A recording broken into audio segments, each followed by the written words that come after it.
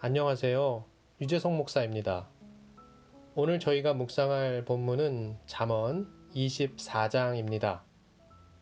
잠언 24장 안에서 오늘 우리는 흡사 지도자의 영역에서나 다루어질 만한 문제들을 봅니다.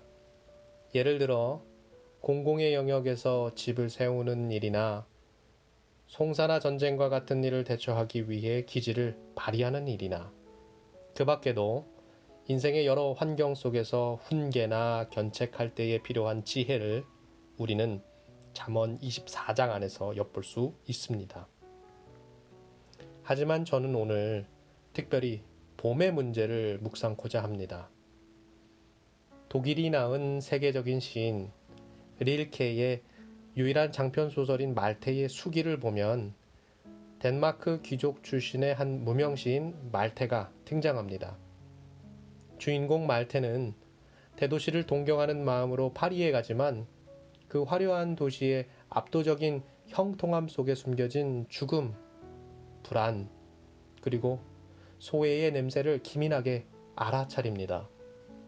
그리고 그 도시의 형통한 외양을 본다는 것을 상처로 표현합니다. 본다는 것을 그러니까 릴케는 어떤 것이 내 안으로 침범하도록 내버려두는 행위라고 이해한 것입니다.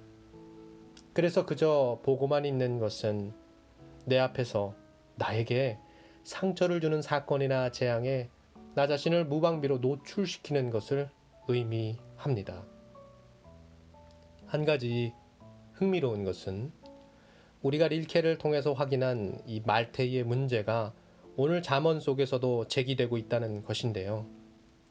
실제로 우리는 오늘 본문 1절과 19절을 통해서 악인의 형통함으로 인한 시험을 하나의 화두로 삼고 있는 잠언 기자를 보게 됩니다.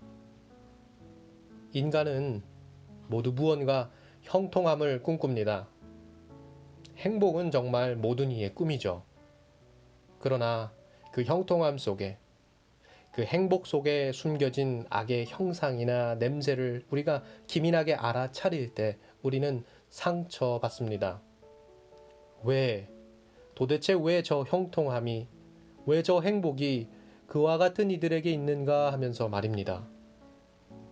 하지만 그저 보는 일로 인해 생긴 상처는 그렇게 큰 문제가 아니라는 것을 기억하는 것이 좋습니다.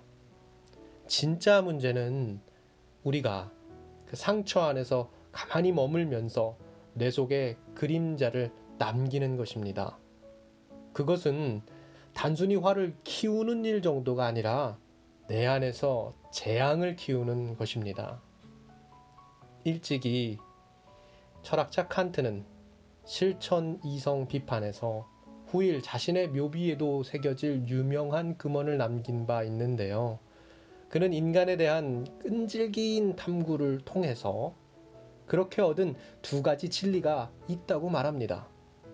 그것은 바로 하늘과 도덕 법칙입니다.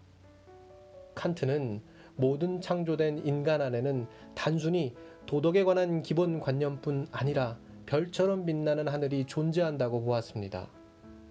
이때 그가 말한 하늘은 정확히 재앙이라는 라틴어의 반대말입니다. 참고로 재앙은 라틴어로 데스 아스트럼, 즉 별이 아닌 것을 의미합니다. 그러니까 가만히 보면서 상처받는 일은, 그래서 내 안에 재앙을 키우는 일은 칸트가 말한 저 하늘이 하나님께서 선하게 창조하신 인간 내면에 빛나는 저 별이 뜨지 않는다는 것을 의미합니다. 사랑하는 성도 여러분, 요즘 볼 수 있는 것들이 정말 다 그렇고 그런 것들입니다. 미국이나 한국이나 자연세계나 인간세계나 하나 보고 있으면 상처를 받지 않고선 배길 수 없는 일들 투성입니다. 하지만 본다는 것은 그저 보는 문제가 아니라 배움의 문제라는 것을 기억하시기 바랍니다.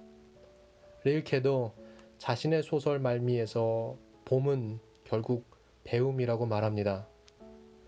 나는 보기를 배운다. 왜 그런지 알 수 없지만 모든 것이 내 안으로 더 깊숙이 파고들 때 평소에는 언제나 종착지였던 곳에서 나는 더 이상 멈추지 않는다. 나는 계속 보기를 배운다. 나는 거기서 무슨 일이 일어날지 알 수 없다.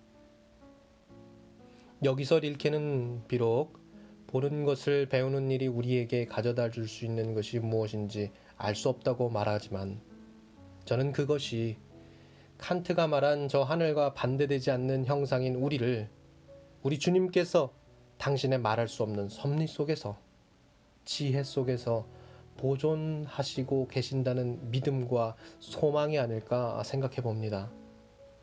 바라봄을 배우시기 바랍니다. 그저 보기가 아니라 바로 보기를 통해 상처가 아니라 믿음을, 재앙이 아니라 소망을 더 연단하시는 저와 여러분 모두가 되기를 원합니다.